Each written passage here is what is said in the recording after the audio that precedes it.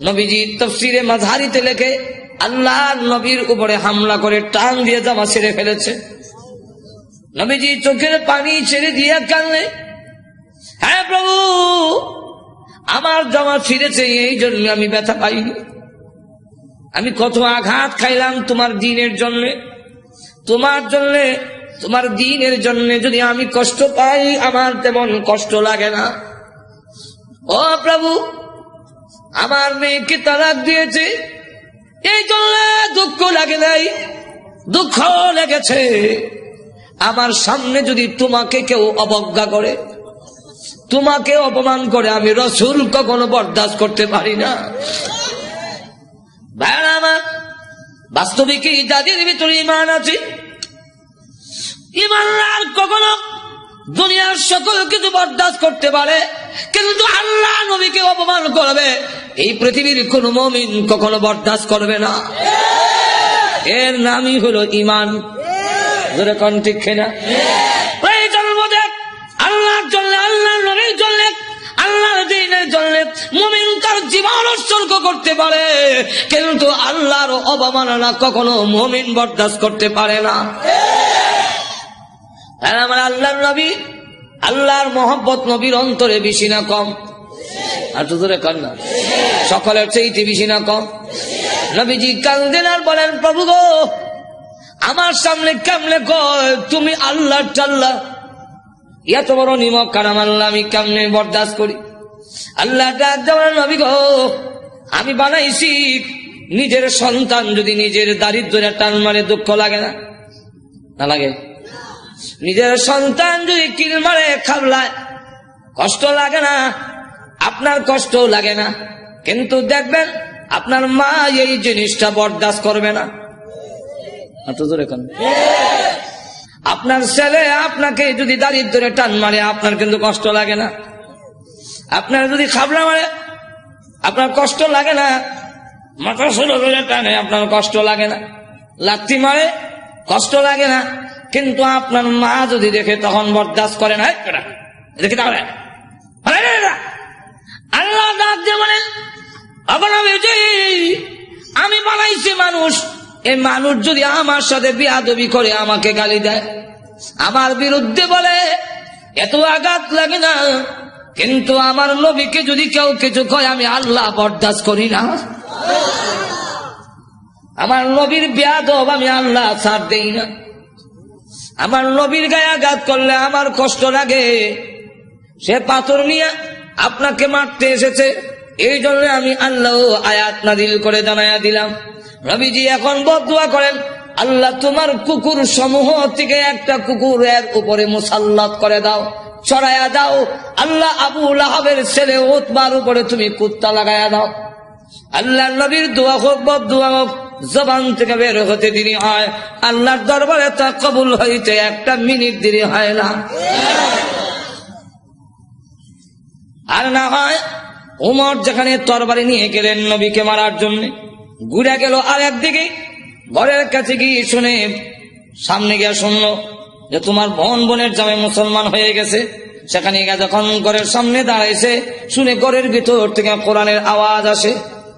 হ্যাঁ, কিসের আওয়াজ? আস্তে আস্তে পড়তেছে, আউযু বিল্লাহি মিনাশ শাইতানির রাজীম। উমরকে কি পড়ে কলজা দিছিল না?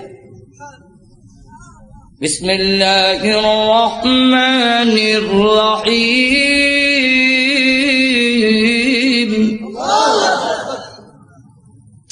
হ্যাঁ, গরকে আওয়াজ হইনা ফাতেমা কাহা আজরাইল আইছে, দরজা খুলছে। পড়ায় যে হযরত খাব্বাব রাদিয়াল্লাহু, তিনি দরজার আড়ে লুকাইয়া গেছে, আল্লাহ লা ইলাহা ইল্লাল্লাহ সুবহানাকা ইন্নী। বোন এবং বোনের জামাইরে তো একবারে মারবে না, উমর তো আমারও দুই টুকরা করে নেব, তরবারি হাতই আছে। দরজার আড়ে লুকাইয়া খালি খতমে রাসূল। উমর ঢুকা তার বোন রে দিল এক থাপ্পড়, বোনের জামাইরে থাপ্পড় খাইয়া উল্টে গিয়ে বসছে। বোন বাধা দিয়ে আমার স্বামীরে মারো কেন? দিলাম তোরা। বোন যখন থাপ্পড় খাইছে, কানের পর্দা ফেটে গেছে। বোন তখন কয়, শোনো, তুমি যেমন খাত্তাবের ছেলে, আমিও খাত্তাবের মেয়ে। তুমি জানো না ইমান এমন এক জিনিস, এটার মধ্যে যত চাপ দেওয়া যায় তত এটার স্প্রে। ইমানদার এমন এক জিনিস, যেটা যত গুতা দিব অত ভালো উঠবো। গুতা দিত না, ঘুমাইতাম। চিড়িয়াখানা গেছে, দেখে চিড়িয়াখানা একবার গিয়ে দেখে ফিঞ্জিরের ভিতরে রড দিয়া বাঘ তো আটকাইতেছে, দেখছেন না? তো চিড়িয়াখানার খানা এটা তো আর মুক্ত না, সে যেভাবে মুক্ত বড় ধরে খাইতো এভাবে তো খাইতে পারে না, সামান্য খাওয়ান ভাই করে রয়েছে। ধর্ষণার্থী একজন দেখেন না, এক লোকটা কর এটা শুনছি বাঘ, এটা দিয়ে ছাগল। বাঘে না মানুষ দেখলে তর্জন গর্জন করে, এটা দিয়ে কিচ্ছু কয় না। দিছে ছাতি দেখ গুতা নিবেদন করছেন খাওয়ান ঠিক ভাই হয় না করে রইছিলাম তোমার এখানে গুড়া কিমরে কামড়া সিটি সেন্টার মোর গুতা দেশ করে জানাস না ভাত গুতা দিলে ভালো উঠবো, যেমন গুতা দিছে আমি হাত হাত করে দেন খালিছে জুতা মুজা হাতে ফালাই একটা দিছেন তো যেরকম ঠিক কিনা ফাতেমা ডাক দেখো ভাই তুমি যে আমার চট দিছে মনে করছো আমি বন্ধ হয়ে যাবো, সুস্পষ্ট করে বলে দেই সত্য ধর্ম গ্রহণ করছি, মারতে পারো, জীবন গেল ছাড়তাম না। এখন কয় এটা নিয়ম, মানুষ যখন দ্বীনের উপরে ইসলামের উপরে অটল অচল থাকে তখন তারা আল্লাহর সাহায্য আসে, আর যারা নির্যাতন করে হেরার দিলের মধ্যে আল্লাহ ডর ঢুকাইয়া দেয়। ওমর কয় ইয়া তো মারলাম তো সামলাইতাম পারি না, কি পড়ছি রে দেখ না, তোমাকে দেওয়া যাবে না। কেন? এটা কোরআনের অংশ। কুরআনুন কারীম ফি কিতাবিম মাকনুন লা ইয়ামাসসুহু ইল্লাল মুতাহহারুন।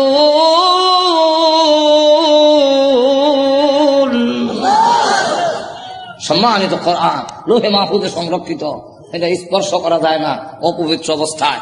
তাহলে কি করতে হবে বলে গোসল করে আও, কাফেররা তো মুত্তা ফানি লয় না, তুমি মুত্তা পরিষ্কার হয়ে আও দিছে। এখন করেছে কোরআন পড়ে তাহা মা আনজালনা আলাইকাল কুরআনা লিতাশকা, করতে করতে ওই আয়াত পর্যন্ত গেছে ইন্নানি আনাল্লাহু লা ইলাহা ইল্লা আনা ফা'বুদনি।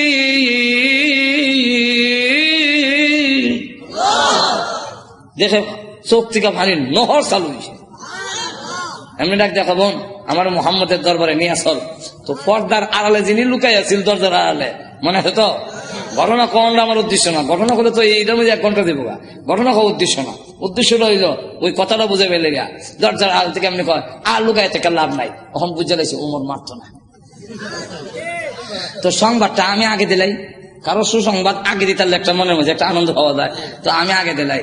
এমনি দরজার বাইরে থেকে আড়াল থেকে বেরিয়ে কয় হ্যাঁ মা, তাদেরকে কোরআন শরীফ আমি পড়াইছি। আচ্ছা, তো আপনাকে সুসংবাদটা দেওয়ার জন্য বেরিয়েছে, কেন লুকাই আসলাম? কি সুসংবাদ? দারুল আরকাম গোপন ঘাঁটি, যেখানে দিন প্রচার করা হয় লুকাই লুকাই এখান থেকে, যার নাম ছিল দারুল আরকাম। এই দারুল আরকামে গত রাত্রে আমি বিশ্ব নবীকে দোয়া করতে শুনছি। আল্লাহ রসুল বলছেন আল্লাহুম্মা আইজ্জিল ইসলামা বি আহাদিল উমরাইন, আল্লাহ 2টা ওমর থেকে একটা ওমর ইসলামের ভিতরে এনে ইসলামের শক্তিশালী করে দাও।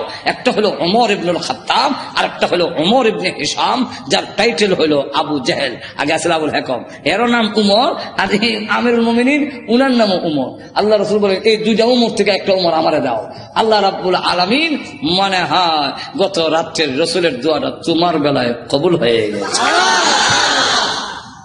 কথাটা বুঝলেন তো? রসুল দোয়া করতে দেরি হয়, বোধ দোয়া হোক এরকম। তো এই অবস্থায় দোয়া যখন বোধ দোয়া হোক আর দোয়া হোক কবুল হয়ে যায়, রসুল যখন কইয়া দিলেন কুকুর সমূহ থেকে একটা কুকুর সরাইয়া দাও, এখন দেখেন কি হয়। আবু লাহাবের ছেলে উতবা, সে সিরিয়ার থেকে ব্যবসায়ী কাফেলা নিয়ে আসতেছে, রাস্তার এক জায়গার মধ্যে বিশ্রামের জন্য তাদের গমের বস্তা খেজুরের বস্তা তৈছে। এমনি দেখে পাহাড়ের টিলার মধ্যে একটা ভাগ বৈশা, খালি মাথা ঘুরাইয়া আবু লাহাবের ছেলে উতবারে ভালো করে দেখে, যেমন বোঝা যায় গোয়েন্দা অফিসার আসামি দেখতেছে। এমনি সে ডাক দিয়া কয় ও আমার সাথীরা, বাঘ যেইভাবে আমার দিকে চায় এতে বোঝা যায় মুহাম্মদের বদদুয়া কবুল হয়ে গেছে। তো রসুল তো বলছিলেন কুকুর, এখন তো বাঘ, উল্টা দি না উল্টা না, রসুল কুকুর দিয়া বাঘই বুঝাইছেন, হেরাও বুঝছে। এর কারণ রসুল বাঘ কইয়া কুকুর কইয়া কুত্তা বুঝাইলেন কেমনে? কুকুর মানে বাঘ, বাঘ মানে কুকুর, দুইটার একটা মিল আছে। কি মিল? চতুষ্পদ জানোয়ারের মধ্যে কুত্তা হাও আলগি দিয়া পেশাব করে, আর বাঘও হাও আলগি দিয়া পেশাব করে। তাহলে মুতায় মুতায় দুইটার একটা মিল আছে। হাইওয়াতুল হাইওয়ান নামক কিতাবের মধ্যে এই ইয়েটা দিচ্ছেন, কথা বুঝলেন? এখন আসুন, তাহলে দেখা গেল এই অবস্থায় সকলে আপনি আমাদের ছেলে, সর্দারের ছেলে, আপনার সিকিউরিটির ব্যবস্থা আমরা করবো। আপনি ভয় পাচ্ছেন কেন? সিকিউরিটি তারা করবো। সিকিউরিটি কত সিকিউরিটি বন্ধুক লেখা হিসেবে দেয়, লোক নাই, মানুষ নাই, গেল এরকম বহুত ঘটনা। আসলে এখন না গজব আসবার হইলে ফিরাইতে পারে না। এখন দেখা গেল সিকিউরিটি দিব, তখন তারা সব গমের বস্তা বুঝলেননি আর খেজুরের বস্তা একখানে একত্রিত করে একটা উঁচা পাহাড়ের টিলার মতো মানে সেখানে জায়গা করে দিয়ে বলেন আপনি সেখানে ঘুমান, আমরা নিচে ঘুমাবো। বাঘের নিয়ম হইল আগে যারে পায় তারে খায়, তা আমাদেরকে খেয়ে না মেরে খাবে, এর আগে তো না। ঘুমান মানুষ সব ঘুমাইছে, এও নাক ডাকা। যখন নাক ডাকা আরম্ভ হয়েছে, বাঘে কয় আমার যাওয়ার টাইম হয়েছে। আল্লাহ যাইবার আগে গন্ধটা তোর নাক ফিট করে দেয়, এই গন্ধে যারে পাবি তারে ধরবি, উল্টা পাল্টা ধরিস না। বাঘ গিয়া যতটুকু ঘুমাইছে সবচেয়ে চেক করে, কারণ প্রত্যেকের শরীরে আলাদা একটা ছোট সময় বাইসা যখন কোথায় গেঞ্জি রানবে, আমার গেঞ্জি রানিচ্ছেন, তখন কোন গেঞ্জি আব্বার কোনটা বাইসা বুঝতাম কেমন, আর নিলে থাপ্পড় খাম উল্টা পাল্টা নিলে তো নাক লাগাইতাম, নাক লাগাই বুঝতাম এটা আব্বার গেঞ্জি, এটা বাইসার গেঞ্জি, গন্ধের শরীরে একটা গন্ধ। হ্যাঁ, তো বাঘে গিয়ে সবচেয়ে চেক করে গন্ধ তুমি না আমার আসামি কো, মাথা ঘুরাই দেখে বস্তার ঘুরে একটা ঘুমায় নাক ডাকাইতেছে। তাহলে এটা দেখে ফেলি, লাভ দিয়া বস্তার উপর উঠছে, ওইটা নাক লাগাইতে এই যে আমার আসামি বলাচ্ছে। নিচে নিয়া মাথা এখানে, পা এখানে, হাত এখানে, নারী বুড়ি এখানে, আলাদা আলাদা করিয়া মাছের ভাগার মতো ছড়াইয়া বাঘ আবার গিয়া টিলাত বৈশা পলক দৃষ্টিতে তাকে রয়েছে। এরা ঘুম থেকে উঠতে যখন চিৎকার দিবে, আমি আনন্দ করব, আল্লাহ এবং নবীর দুশমন রে আমি খতম করেছি। সিকিউরিটি দিল, সিকিউরিটি আমাদের শেষ করে ফেলেছে, আমি করছি। আল্লাহ তখন আয়াত নাযিল করলেন, এই হলো শানে নজরুল, আয়াত নাযিল করে বলেন কুতিলাল ইনসানু মা আকফারহু, মানুষ ধ্বংস হয়েছে নি, আর তো ধরে কম রক্ষা করতে পারছে। আপনি আমিও ধ্বংস হব মরণের সময়, কেউ আমাদের রক্ষা করতে, আর তো ধরে কম কাল্লা ইযা বালাগাতিত তারাকি ওয়া কিলা মান রাক,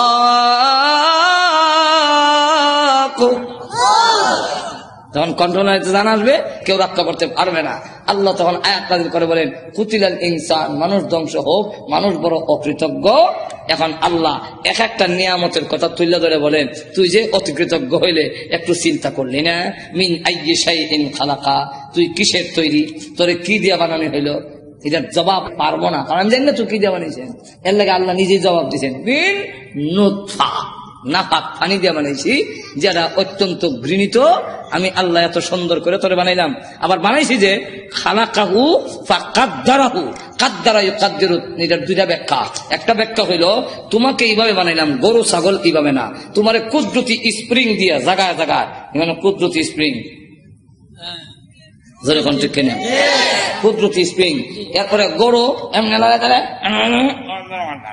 যেরকম ঠিক কিনা। কিন্তু মানুষ তুমি সেলুনে গেছে চুল কাটবা, ডাইন দিকে বামে বামে, বুঝছে যেরকম ঠিক না ঠিক না। মানুষ তোর মাথা এইভাবে ঘুরাইবার মতো এই যে কুদরতি স্প্রিং দিয়ে তোরে বানাইলাম আল্লাহ, গরু কিন্তু এই ঠ্যাং ভাঙ্গিয়া পেশাব করতে পারে না, তোর আডু ভাঙতে পারো, তোর সব ভাঙতে পারো, কুদরতি স্প্রিং জায়গায় জায়গায় দিয়া আমি আল্লাহ এমন ভাবে বানাইলাম। আবার তুমি যখন বস্তা লইবা মাথা, তখন রড থেকে আরো শক্ত। জোরে কোন ঠিক না? ঠিক না? খালাকাহু ফাকাদ্দারাহু। আর একটা কাদ্দারার ব্যাখ্যা হইল কাদ্দারা ইউকাদ্দিরু তাকদীরান। এর অর্থ হলো তুই অত হতাশ হওয়ার দরকার নাই, অত পেরেশান হওয়ার দরকার নাই, সুদে ঘুষে খাওয়ার দরকার নাই। তোমার কপালও তোমাকে জন্মের 50,000 বছর আগে কপাল লেখা কয়টা দোকানের মালিক অবি, এটা লেখকেই তোকে দুনিয়াতে পাঠাইছি। যার বাস্তব প্রমাণ কপালে যদি না থাকে, বিদেশি ডিগ্রি থাকলেও বাংলাদেশের এমপি হতে পারে না, এমন ঘটনা বাংলাদেশও আছে। এমন শিক্ষিত লোক আছে যে আরেক দেশও গিয়ে পড়ায়, বিদেশ গিয়ে পড়ায়, এমন বড় ব্যারিস্টার আছে বাংলাদেশও, কিন্তু বুট পায় না। আর তো ধরে কন্যা বাংলাদেশে এমন ঘটনাও আছে, উচ্চ শিক্ষিত তো উচ্চ ডিগ্রি নাই, কিন্তু বাংলাদেশ সরকার প্রধান হয়েছেন। কেন হয়েছে? এটা কপাল লেখা। ধরে কন ঠিক না? ঠিক না? আর এটা ওই তালনাকে লেগিয়া অত বড় ব্যারিস্টার হইয়া সংবিধান রচনা করিয়া ও তো পারে না, খেলে না হওয়ার কারণ হইল এটার কপালও এমপি লেখা নাই। ঠিক কিনা? আল্লাহ তাই বলেন, এক একটা নিয়ামত উল্লেখ করে আমাদেরকে বলেছেন, নিমক হারাম হইও না। আল্লাহ আমাদের সকলকে তৌফিক দান করুন। সকলে বলেন আমিন। ওয়া আখিরু দাওয়ানা আলহামদুলিল্লাহি রাব্বিল আলামিন। সুপ্রিয় বন্ধুরা, আমার ইউটিউব চ্যানেলে আপনাদের জানাই আন্তরিক অভিনন্দন। আমাদের ভিডিও ভালো লাগলে ও নতুন নতুন ভিডিও পাওয়ার জন্য আমাদের চ্যানেলকে সাবস্ক্রাইব করুন।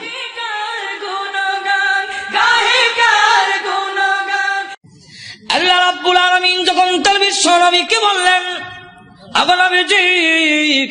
এবার মানুষের সামনে তুলে ধরুন লা ইলাহা ইল্লাল্লাহু মুহাম্মাদুর রাসূলুল্লাহ।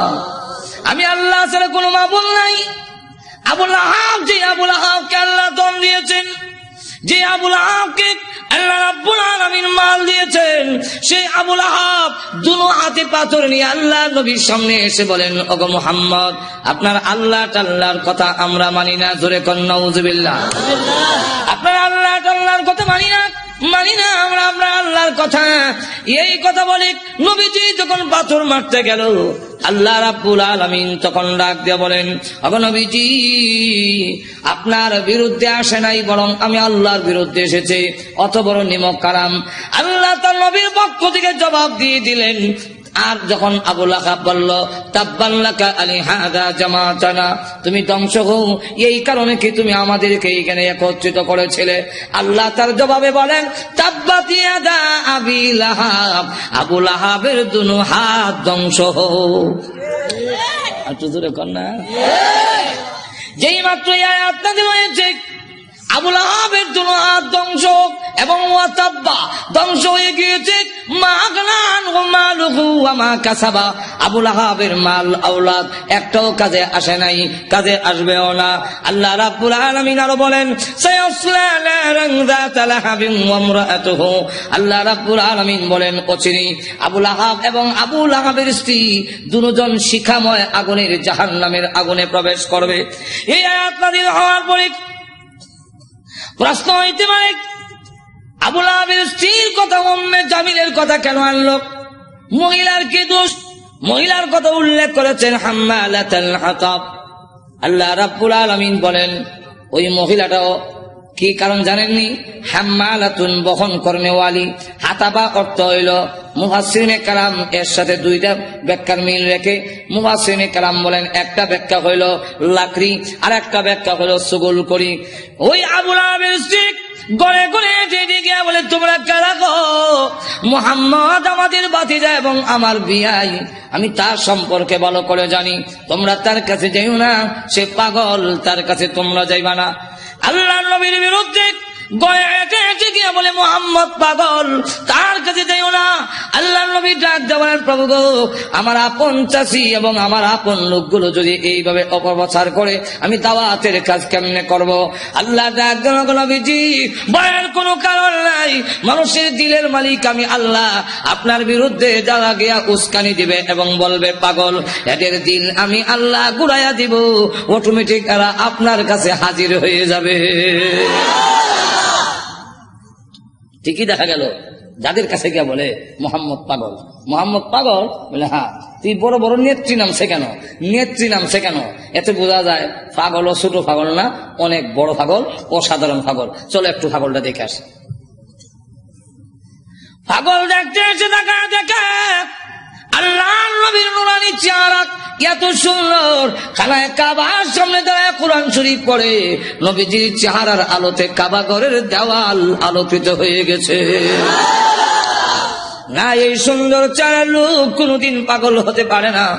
আবার কি জানে পড়ে একটু শুনি। নবীজির কোরআন তেলাওয়াত এত মধুর তেলাওয়াত শুনি না, না এই তেলাওয়াত কোন পাগলের হইতে والشمس وضحاها والقمر إذا تلاها والنهار إذا جلاها والليل إذا يغشاها। পিছন থেকে তারা কর এই লোক কোনদিন পাগল হতে পারে না, তিনি আল্লাহর পয়গম্বর, কালিমা পড়ে মুসলমান হয়ে। তো উম্মে জামিল সে বদনাম করে আল্লাহর নবীর বিরুদ্ধে এবং লাকড়ি এনে প্রতিবন্ধকতা সৃষ্টি করে। যখন বাধা দেয় এই অবস্থায় আল্লাহ রাব্বুল আলামিন বলেন আবুল আহাবের স্ত্রীও জাহান্নামের ভিতরে প্রবেশ করবে।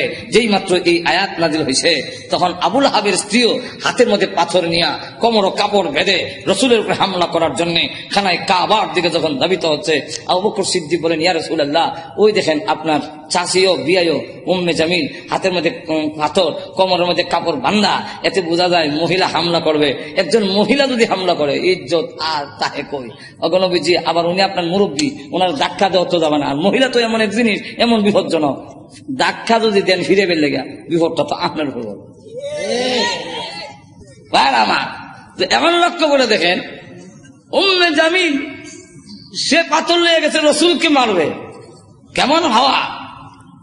আবু বকর সিদ্দিক বলেন অসুবিধা হইতেছে না তো? আরো অসুবিধা হইতেছে, শেষ করে দেন।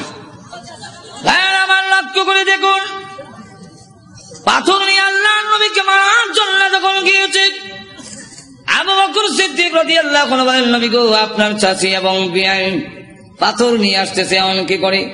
নবীজি ডাক দিলেন আবু বকর, চিন্তার কোনো কারণ নাই, আমি মহান আল্লাহ কোরআন পড়ব, মহান আল্লাহ আমার হেফাজত করবেন।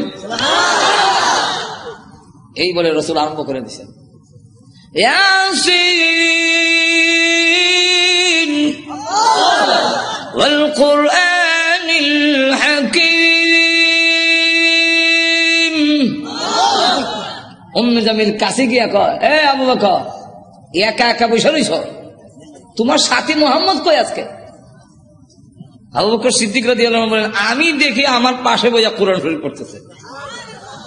নবী দেখতেছি আর কানে শুনতেছি। মহিলা জিগায় মোহাম্মদ কো? তা তো বোঝা যায় দেখে না। দেখে না যেমন আমি কই কি? উম্মে জামিল হুমকি দেয়, তার ভাগ্য ভালো, তার কপাল ভালো, পাইলাম না, লুকাইয়ে গেছে, লুকাইয়ে গেছে, পাইলাম না, ভাগ্য ভালা। আর না আন্দাজ পাইছে না আমার ডাবল হওয়া। ডাবল হওয়ার মানে দেশ যারা চালায়, এক সর্দারের বউ আমি, আরেক সর্দারের কন্যা। আবু জাহেল আমার বাপ, আবুল আহাব আমার স্বামী। আর ভেঙে ফেলব ডাবল হওয়া। ডাবল হওয়ার কেমন হইল? সব তো আর ভেঙে কোয়া যায় না, বিপদ তো আছে। আমার ডাবল হওয়ার পাইলাম না, তার ভাগ্য বালা।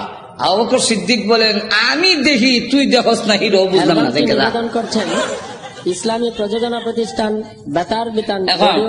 সে যখন চলে গেল আবু বকর সিদ্দিক বলেন হুজুর আমি দেখি, সে দেখলো না কেন? আল্লাহ নবী বলেন আবু বকর তুমি কি কোরআন শরীফ পড়ো না? আল্লাহ রাব্বুল আলামিন আগে আমাকে জানাইয়া দিয়েছেন وَإِذَا قَرَأْتَ الْقُرْآنَ جَعَلْنَا بَيْنَكَ وَبَيْنَ الَّذِينَ يُؤْمِنُونَ بِالْآخِرَةِ حِجَابًا مَسْتُورًا। হে নবী আপনি যখন কোরআন শরীফ পড়েন তখন আপনার আর অবিশ্বাসী বেঈমান কাফেরের মাঝে আমি আল্লাহ হিজাবাম মাসতুরা গোপন পর্দা দিয়া আপনারে ঢেকে ফেলি। রাসূল বলেন আবু বকর গোপন পর্দাটা কি জানো?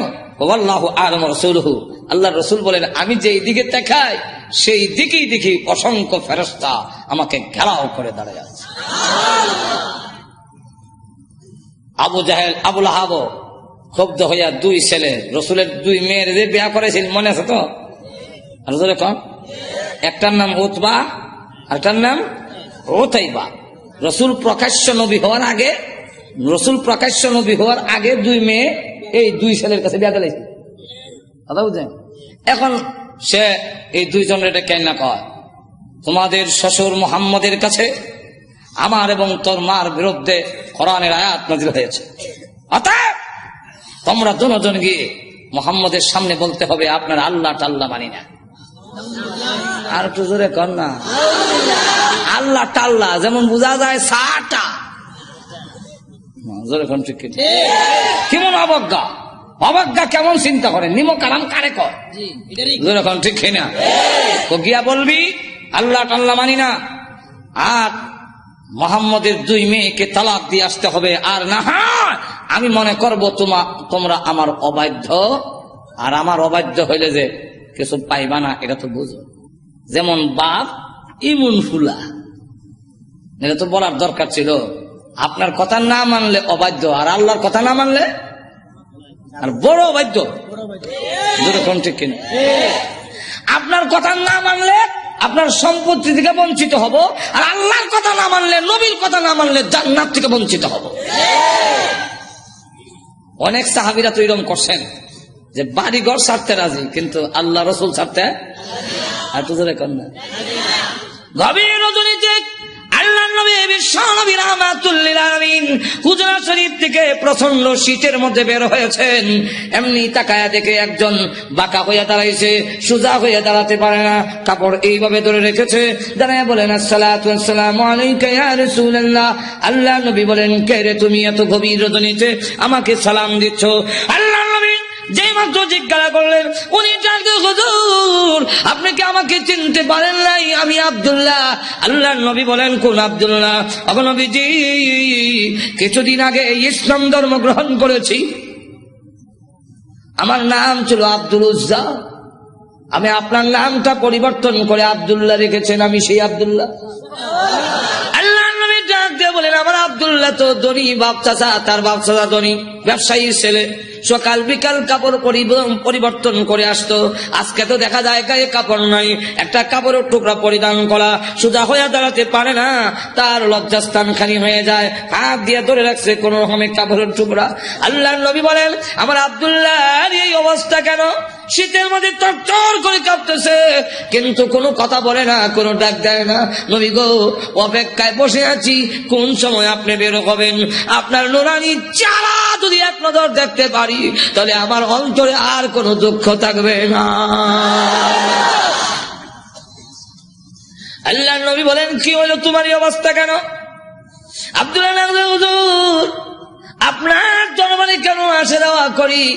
আমার চাচা আমাকে বলেছেন বাড়ি ছেড়ে দিতে হবে, আর না কয় মুহাম্মদের দরবার ছেড়ে দিতে হবে। নবী গো আমি ঘোষণা দিয়েছি প্রয়োজন বুঝে আপনার বাড়ি কেন তাম পৃথিবী ছেড়ে দিতে পারি, কিন্তু একটি মুহূর্তের জন্য বিশ্ব নবীর দরবার আমি ছাড়তে পারবো না।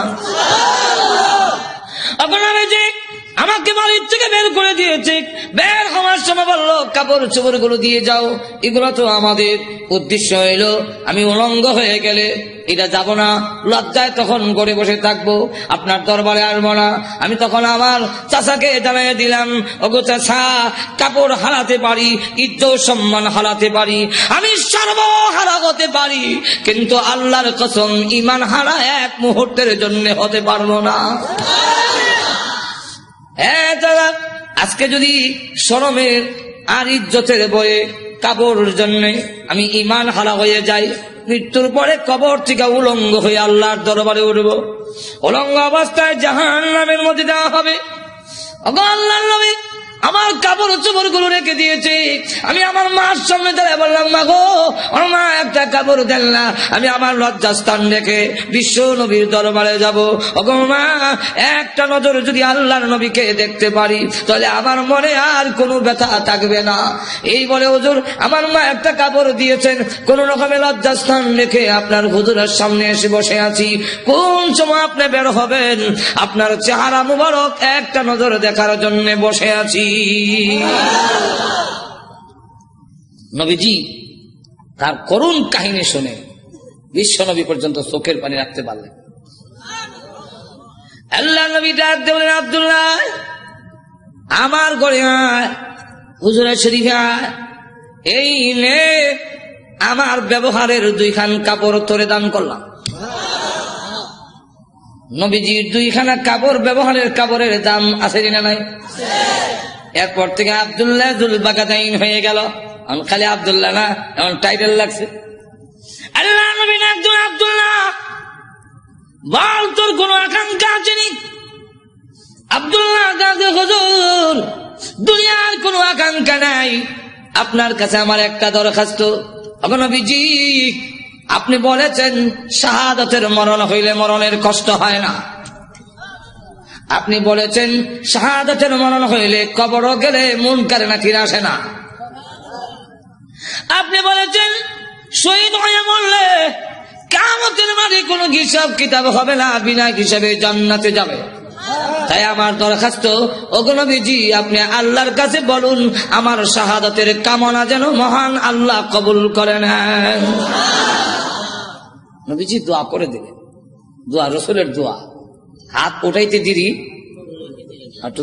কবুল হইতে। আল্লাহ নবী বিশ্ব নবী রাহমাতুল লিল আলামিন দোয়া করে দিলেন। এখন আব্দুল্লাহর জন্য দোয়া কেমন কবুল হয়ে গেছে।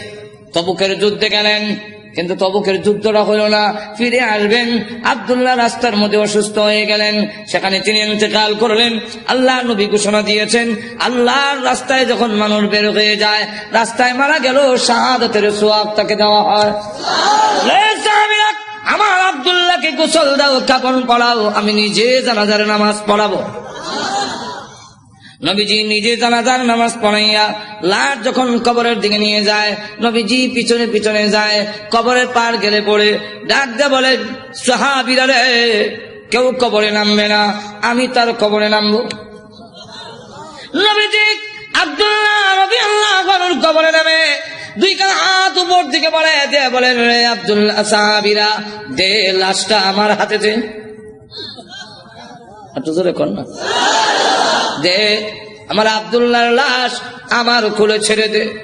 নবীজির কোলে ছেড়ে দিলে নবীজি এইভাবে লাশটা উপর দিকে উঠাইয়া আকাশের দিকে তাকাইয়া বলে, আল্লাহ আমি আব্দুল্লাহর প্রতি খুশি, তুমিও খুশি হয়ে যাও।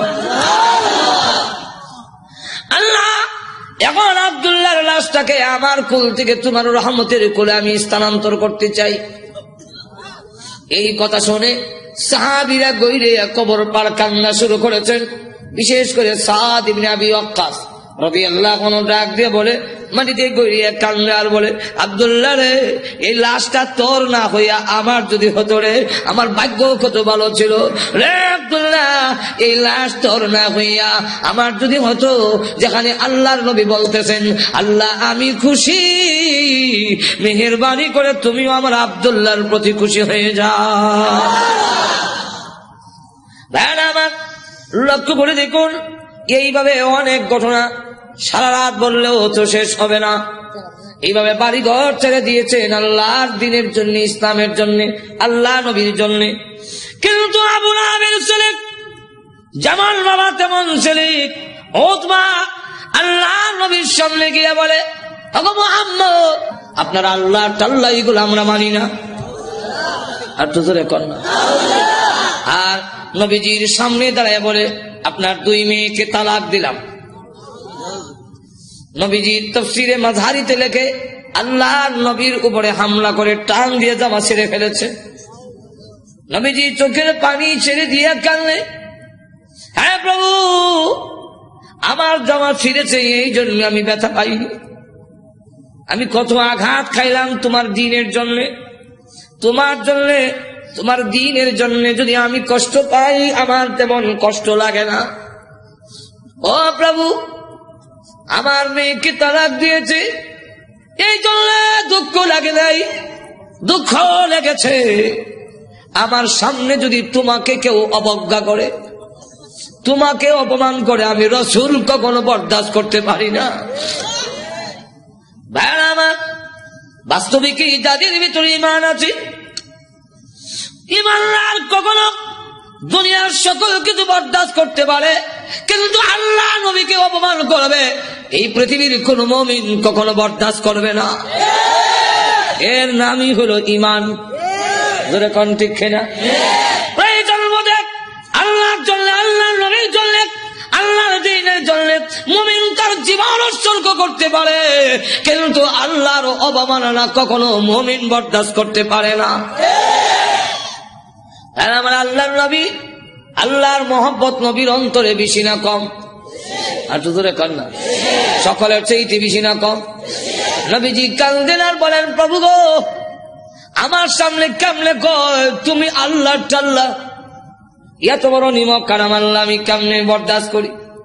আল্লাহ ডাক দেওয়ার, নবী গো, আমি বানাইছি নিজের সন্তান যদি নিজের দারিদ্র্যে টান মারে দুঃখ লাগে না? না লাগে?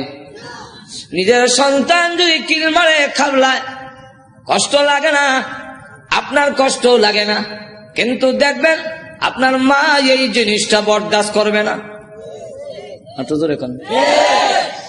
আপনার ছেলে আপনাকে যদি দারিদ্র্যে টান মারে, আপনার কিন্তু কষ্ট লাগে না? আপনার যদি খাবলা মারে, আপনার কষ্ট লাগে না? মাথা ষোলো ধরে টানে, আপনার কষ্ট লাগে না? লাথি মারে, কষ্ট লাগে না? কিন্তু আপনার মা যদি দেখে তখন বরদাস্ত করে না। দেখি তাহলে আল্লাহ ডাক দিয়ে বলেন, আমি বানাইছি মানুষ, এই মানুষ যদি আমার সাথে বেয়াদবি করে, আমাকে গালি দেয়, আমার বিরুদ্ধে বলে, এত আঘাত লাগে না, কিন্তু আমার নবীকে যদি কেউ কিছু কয়, আমি আল্লাহ বরদাস্ত করি না। আমার নবীর বেয়াদব আমি আল্লাহ ছাড় দেই না। আমার নবীর গায়ে আঘাত করলে আমার কষ্ট লাগে। সে পাথর নিয়ে আপনাকে মারতে এসেছে, এই জন্য আমি আল্লাহ আয়াত নাযিল করে জানাইয়া দিলাম। নবীজি এখন বদদুয়া করেন, আল্লাহ তোমার কুকুর সমূহ থেকে একটা কুকুরের উপরে মুসাল্লাত করে দাও, চড়াইয়া দাও। আল্লাহ আবু লাহাবের ছেলে উতবার উপরে তুমি কুত্তা লাগাইয়া দাও। আল্লাহ নবীর দোয়া হোক বদদুয়া হোক, জবান থেকে বের হতে দেরি হয়, আল্লাহর দরবারে তা কবুল হইতে একটা মিনিট দেরি হয় না। আর না হয় উমর যেখানে তরবারি নিয়ে গেলেন নবীকে মারার জন্য, ঘুরে গেল আর একদিকে, ঘরের কাছে গিয়ে শুনে, সামনে গিয়া শুনলো যে তোমার বোনের জামাই মুসলমান হয়ে গেছে। সেখানে গিয়ে যখন ঘরের সামনে দাঁড়াইছে, শুনে ঘরের ভিতর থেকে কোরআনের আওয়াজ আসে। হ্যাঁ, কিসের আওয়াজ? আস্তে আস্তে পড়তেছে, আউযু বিল্লাহি মিনাশ শাইতানির রাজীম। উমরকে কি পড়ে কলজা দিছিল না? বিসমিল্লাহির রহমানির রহিম।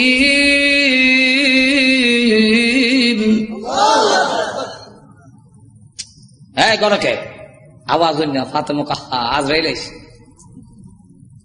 দরজা খুলছে। আর ফরায় যে হযরত খাব্বাব রাদিয়াল্লাহু, তিনি দরজার আড়ে লুকায় গেছে, আল্লাহ লা ইলাহা ইল্লাল্লাহ সুবহানাকা ইন্নী।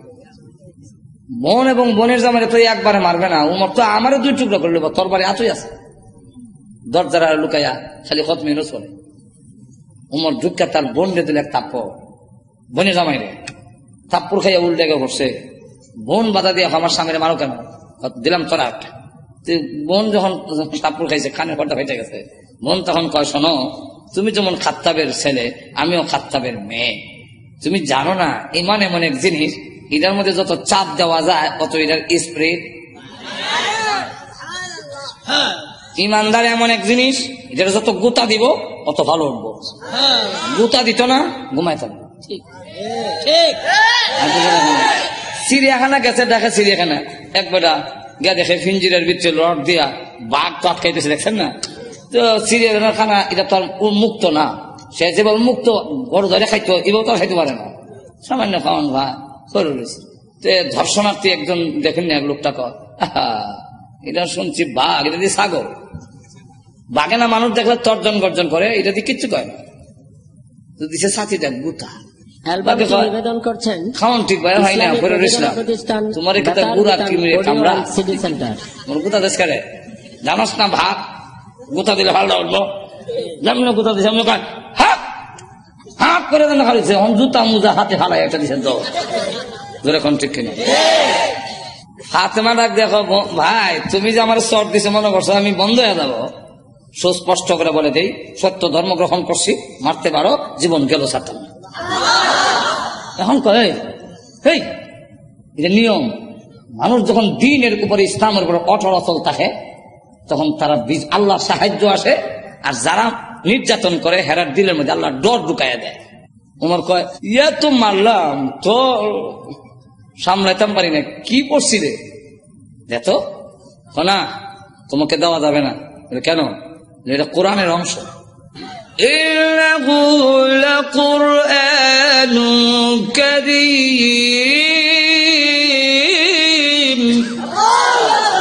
في كتاب مكنون لا يمسه إلا المطهرون।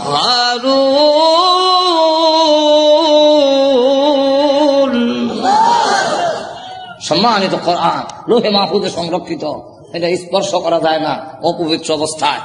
তাহলে কি করতে হবে? বলে গোসল করে আও, কাফেররা তো মুত্তা ফানি লয় না, তুমি মুত্তা পরিষ্কার হয়ে দিছে। এখন করেছে কোরআন পড়ে ما أنزلنا عليك القرآن لتشقى। করতে করতে ওই আয়াত পর্যন্ত গেছে إنني أنا الله لا إله إلا أنا فاعبدني।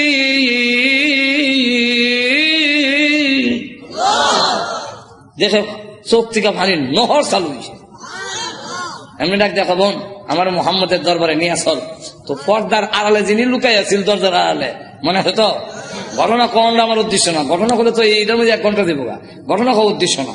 উদ্দেশ্য রইল ওই কথাটা বুঝে পেলে গা দরজার আড়াল থেকে এমনি কয় আর লুকাই থেকে লাভ নাই। তখন বুঝে লাগছে উমর মারতো না। তো সংবাদটা আমি আগে দিলাই, কারো সুসংবাদ আগে দিতে একটা মনের মধ্যে একটা আনন্দ পাওয়া যায়, তো আমি আগে দিলাই। এমনি দরজার বাইরে থেকে আড়াল থেকে বেরিয়ে কয় হ্যাঁ মা, তাদেরকে কোরআন শরীফ আমি পড়াইছি। আচ্ছা, তো আপনাকে সুসংবাদটা দেওয়ার জন্য বেরিয়েছে, তখন লুকাই আসলাম।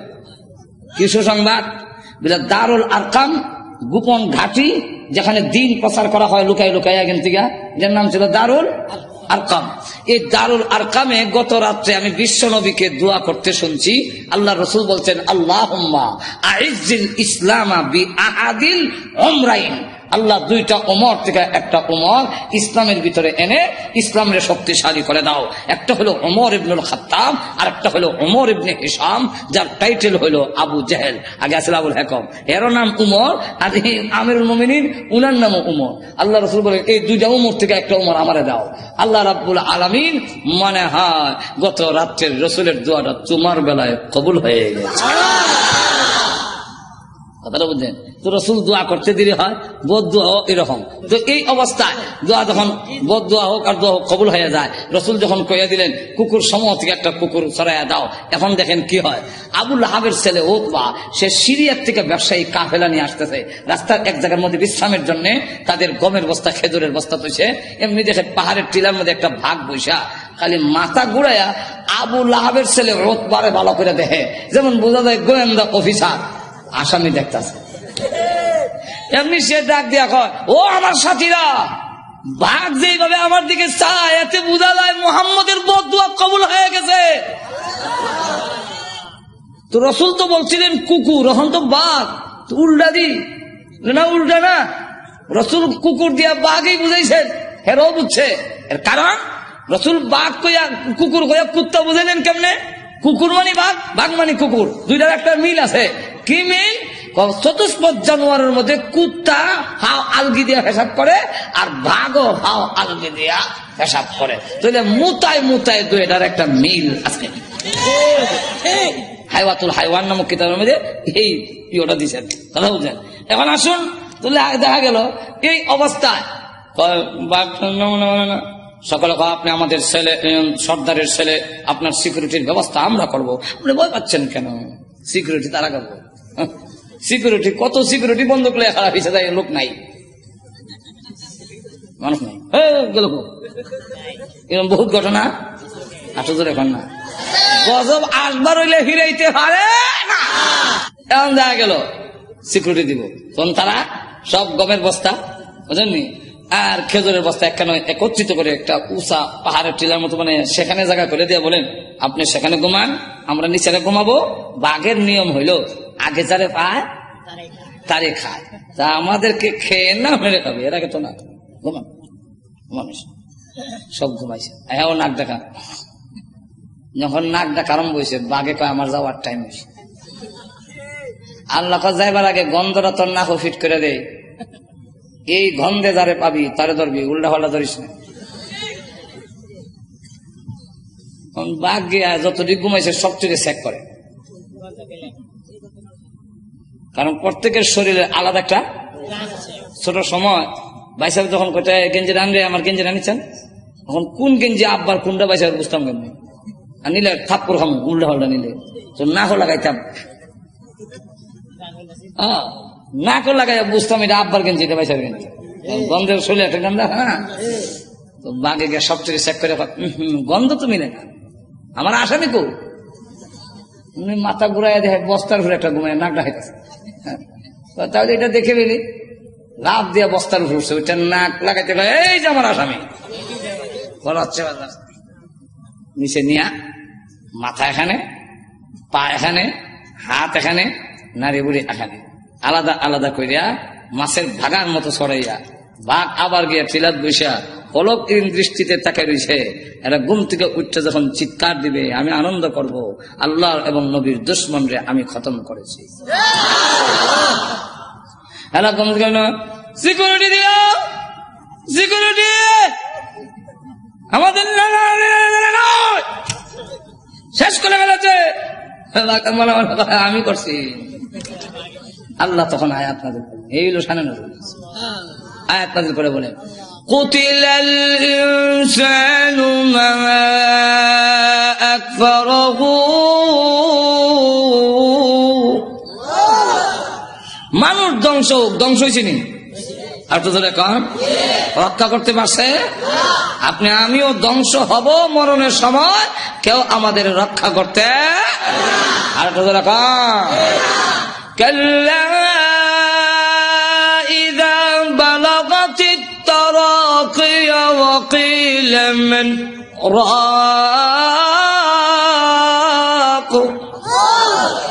তখন কন্ট্রোল জানা আসবে, কেউ রক্ষা করতে পারবে না। আল্লাহ তখন আয়াত নাযিল করে বলেন কুতিলাল ইনসান, মানুষ ধ্বংস হোক, মানুষ বড় অকৃতজ্ঞ। এখন আল্লাহ এক একটা নিয়ামতের কথা তুলে ধরে বলেন তুই যে অতিকৃতজ্ঞ হইলে একটু চিন্তা করলি না? মিন আইয়ি শাইইন খালাকা, তুই কিসের তৈরি, তোরে কি দিয়া বানানো হইলো? এটার জবাব পারবো না, কারণ আমি জানি না তুই কি দিয়া বানিয়েছেন। এর লাগে আল্লাহ নিজেই জবাব দিয়েছেন মিন নুতফা, নাপাক পানি দিয়ে বানাইছি, যেটা অত্যন্ত ঘৃণিত। আমি আল্লাহ এত সুন্দর করে তোরে বানাইলাম, আবার বানাইছি যে খালাকাহু ফাকাদ্দারাহু, কাদ্দারা ইউকাদ্দিরু, এটার দুইটা ব্যাখ্যা। একটা ব্যাখ্যা হইল তোমাকে এইভাবে বানাইলাম, গরু ছাগল এইভাবে না, তোমারে কুদরতি স্প্রিং দিয়া জায়গায় জায়গায়, এখানে কুদরতি স্প্রিং, যেরকম ঠিক কিনা কুদরতি স্প্রিং। এরপরে গরু এমনি যেরকম ঠিক কিনা।